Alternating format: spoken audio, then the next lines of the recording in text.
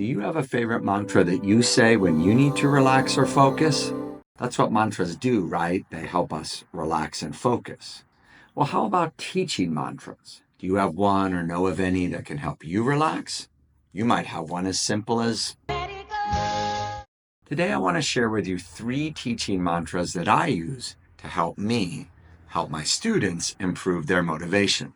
However, I must admit that they do require a deeper understanding than let it go. Mantra number 1. If a student only did better, he or she would try harder. If he only did better, he'd try harder. If she only did better, she'd try harder.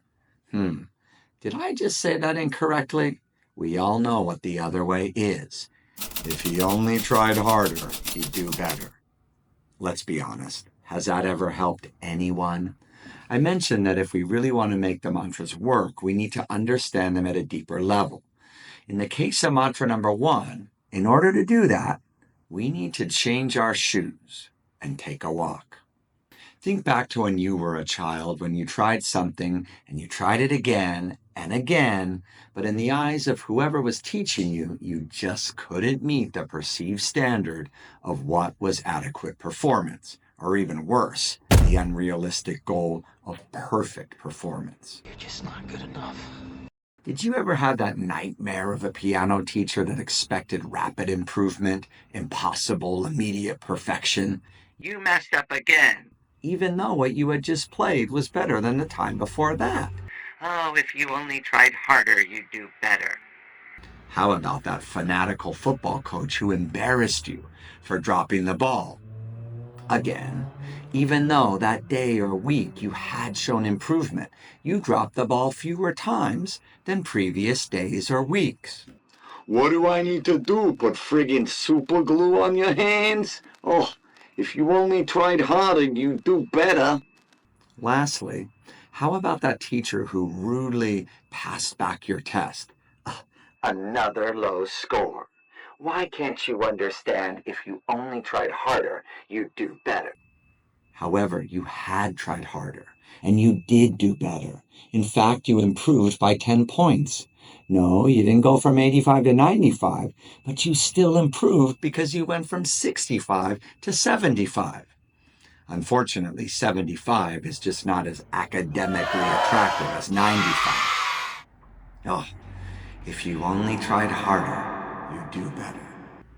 Okay. Can we please stop saying that? Stop saying that! It's wrong, and it does nothing to improve a student's motivation. If the student did have a little spark of motivation that helped him or her to go from 65 to 75, you just totally extinguish that. Be the different one who notices the improvement and take the time to praise the student for his or her efforts to improve. Because simply put, improvement is improvement no matter what the scores are. Let the student know he or she is doing better. Use informative praise to acknowledge the student's improvement. I noticed that your last test score was an improvement over your last one. I am so proud of you. Just imagine if you do tell parents, I realized if he only did better, he'd try harder.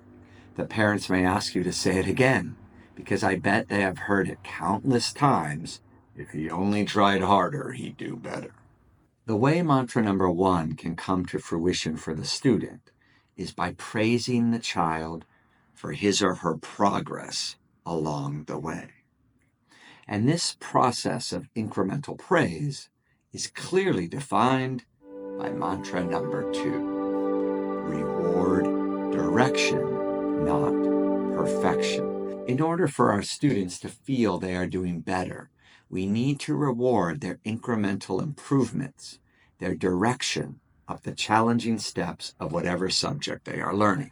Praise of this kind is motivating. It is not extrinsic praise as a sticker would be. It fuels intrinsic motivation when the child comes to believe that he or she truly does have the potential to improve. Again, it must start with you noticing and acknowledging that the 2 scores of 65 and 75 are not just the low scores of a low performer. Rather, they are two scores separated by a 10-point improvement that is clearly worthy of praise. The high-performing students are already very motivated. Sure, it's important to praise them, they deserve it, but they don't need it as much as the child who is struggling. He's trying even harder. Why would you throw a life ring to a great swimmer when next to that person is a child fighting to just stay afloat? One important aspect of these mantras is the understanding that change comes with time. Lasting change only comes with time. As Rick Lavoie states in his great video, When the Chips Are Down, link in the description below, I talk to teachers and they say, I don't have time to do that. That's like the farmer who says, I don't have time to build a fence. I'm too busy chasing the cows. It's a process for you and the student. Reward direction, not perfection. Now we arrive at the final mantra. Mantra number 3 comes from a quote by Dr. Robert Brooks. If there's an ocean of inadequacy, there must be islands of competence. Find the student's island of competence. An island! We have all have, or definitely will have, a student that sadly does not do well in many of the required areas of school. Test scores are low. Behavior and focus in class are poor. Homework is very messy and contains a lot of mistakes. Participation is pretty much non-existent. And quite obviously, any motivation to improve academic performance is nowhere to be seen.